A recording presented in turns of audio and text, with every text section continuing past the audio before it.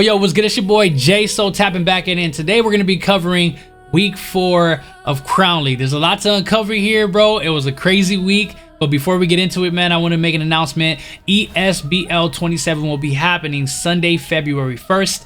The main event will be for the ESBL WBO title. Then we have Junebugs versus Sleepy Go Hard in that main event. Co-main event is Zetter versus VZ. I hope I didn't butcher your names. And then for the featured bout, we have your boy This Is Jay So versus Quan Caesar. Me and Quan had a bout in Crown League in the first Crown League week 1 of season 2 where I beat Quan by flash KO, but it was such a competitive fight. So I know Quan's gonna bring the heat, bro, in this rematch, and I will be doing the same. So definitely tap in. Shout out ESBL. Also for UFL, we have Wednesday night fights.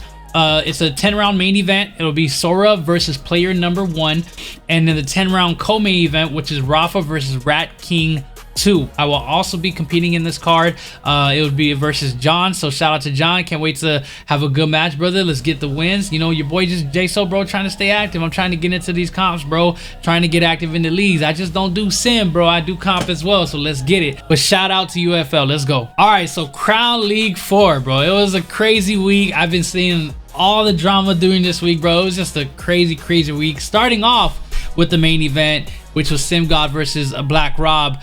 Apparently we lost the main event.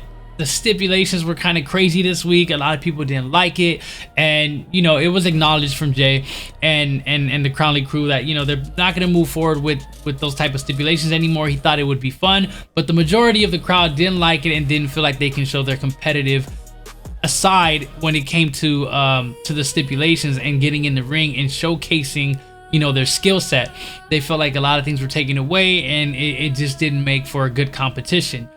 Black Rob versus Sim God, they had a match, but the recording was butchered because you know, audio difficulties. It happens if you have a PlayStation controller. If you have any type of gaming controller, sometimes it'll pick up that microphone, and that's exactly what happened. So the footage is something that, you know, we couldn't use. There was a lot of issues that were happening within the fight that, you know, I think the rules weren't being followed, so it just didn't happen. But hopefully we can get a rematch between the two where there's like little to none stipulations, where the stipulations aren't crazy, where they can just go in and have a decent fight so we can all see. And I think that makes for good drama. All this drama leading up to that, I would love to see a rematch, and I would love to see them, you know, go head up on a card where there's little to none stipulations and just let them work. So being that Rob and Sim God were out of the main event, up next to take over the main event was Prioxis and High Level IQ, which was a good bout, and we'll get to that. But the card was amazing, so let's go ahead and review what happened in each fight and talk about the stipulations along the way.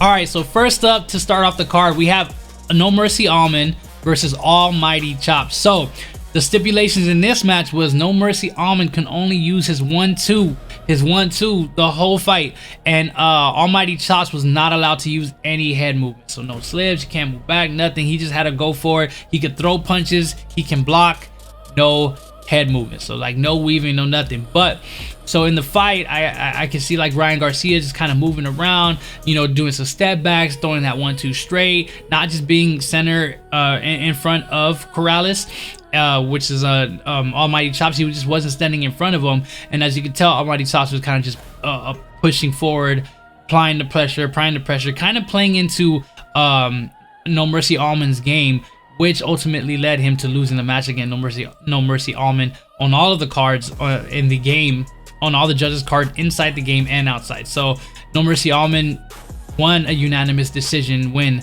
against Almighty Chops in this matchup.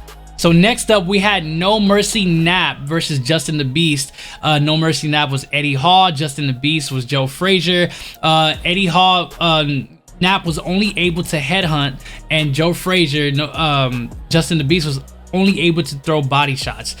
This match was pretty brutal. It was a little one-sided, and you know, Joe Frazier, he's probably one of the hardest people to beat in the game, and he's one of the best fighters in the game. So against Eddie Hall, who does like a very terrible Philly shell that doesn't really protect anything. So it was just really hard for him to get going. Like I felt sorry for that watching this fight. I was like, geez, man, the stipulations here kind of defeated him, and he wasn't able to perform the way he wanted to going up against a Joe Frazier. So Joe Frazier, which is Justin the Beast, ended up winning the match by knockout. So congratulations, Justin the Beast. So last but not least, we had Prioxis versus High Level IQ. Prioxis playing Sugar Ray Leonard, High Level IQ playing Bud Crawford. So the stipulations here was Prioxis was only able to use his lead hand, and Bud Crawford was only able to throw power punches. Prioxis applied the pressure, moving around, picking his shots with that lead hand, and he ultimately got the win via knockout against Bud Crawford. The issue within this match was the relative time. It should have been at 1.5, but it was at 1.0 instead. So Terrence Bud Crawford, using power punches only, gassed out a little early. But would it have changed the outcome of the match?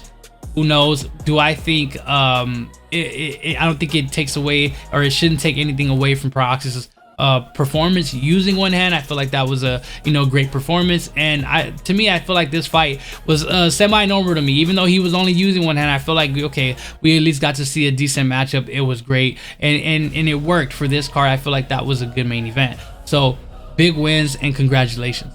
So there you have it. That was week 4 of the Crown League. Let me know how you guys felt, even though I did see everything in the Discord. But go ahead and drop a comment. Let me know what you guys want to see moving forward in the league, and what you don't want to see moving forward in the league. I mean, I feel like adjustments are going to be made, and we're listening. And of course, I feel like they're going to be implemented, so we can kind of get back to norm and see some more competitive fights, because that's what we're in this for, bro. Like, we play this game competitively. We want to perform. We want to show people that we're the best at doing this. So I can't wait to see what's gonna happen in the upcoming weeks. You guys gotta stay tuned. You already know who it is, your boy Jay Show. Shout out to everybody tapping in. Let's get it, man. Shout out to Crown League.